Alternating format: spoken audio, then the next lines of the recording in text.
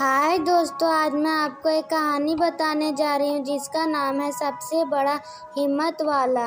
बहुत समय की बात है, नगर ताम्र लिपि पर राजा चंद्रसेन का राज हुआ करता था। राजा से मिलने के लिए हजारों लोग उत्सुक रहते थे।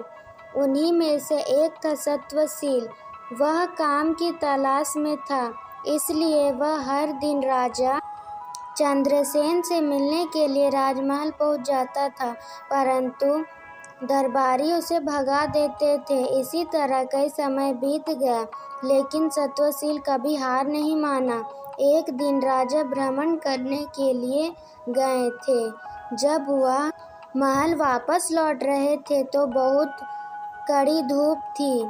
उन्हें तेज प्यास लगी। उनके सैनिकों ने पानी बहुत ढूंढा, पर उन्हें प्राप्त नहीं हो पाया। तभी राजा ने सत्वशील को देखा और उससे पूछा कि क्या तुम्हारे पास पानी है। उसने तुरंत राजा को पानी पिलाया और उसके साथ मीठे फल भी खाने के लिए दिया। इससे राजा काफ़ी प्रसन्न हुआ और कहा कि मैं तुम्हें कुछ भेंट में देना चाहता हूँ, बताओ तुम्हें क्या चाहिए। उसने तुरंत उत्तर दिया कि महाराज, मैं लंबे समय से काम की तलाश में हूँ, मुझे कुछ काम दे दीजिए। इतना सुनते ही राजा तुरंत उसे दरबार में नौकरी दे देता है। वक्त बीतता गया। अपनी प्रतिभा की वजह से सत्वशील राजा के बहुत करीब आ गया। एक दिन चंद्रसेन सत्वशील से कहते हैं कि हमारे नगर में ताम्र लिपि में बेरोजगारी काफ़ी बढ़ गई है, इसके लिए कुछ करना चाहिए। इतना सुनते ही सत्वशील ने तुरंत कहा, आप हुक्म दीजिए महाराज। फिर महाराज कहते हैं कि हमारे पास एक टापू है, अगर वहाँ कुछ खोज की जाए तो का मौका अवसर मिल सकता है। इतना सुनते ही सत्वशील टापू के लिए रवाना हो गया। जब सत्वशील टापू में पहुंचा तो उसे पानी में तैरता एक झंडा दिखा। उसने झंडे को देखते ही पानी में कूद लगा दिया। पानी में कूदते ही वह टापू की राजकुमारी के पास पहुंच जाता है।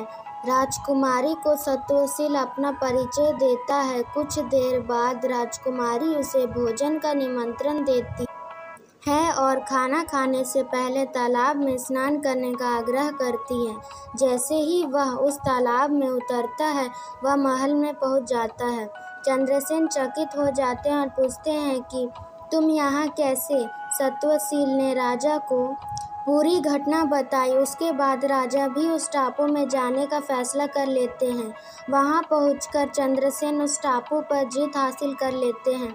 वहाँ की राजकुमारी चंद्रसेन को राजा घोषित कर देती है। उसके बाद राजकुमारी और सत्वशील की शादी करा दी जाती है।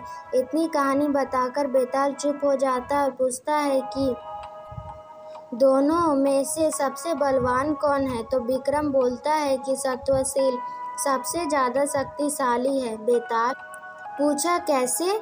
तभी विक्रम बताते हैं कि सत्वशील बिना कुछ सोचे समझे टापू के पास झंडा देखकर पानी में कूद जाता है। वहाँ उसे खतरा भी हो सकता था, जबकि राजा को पता था कि वहाँ पानी में कोई खतरा नहीं है।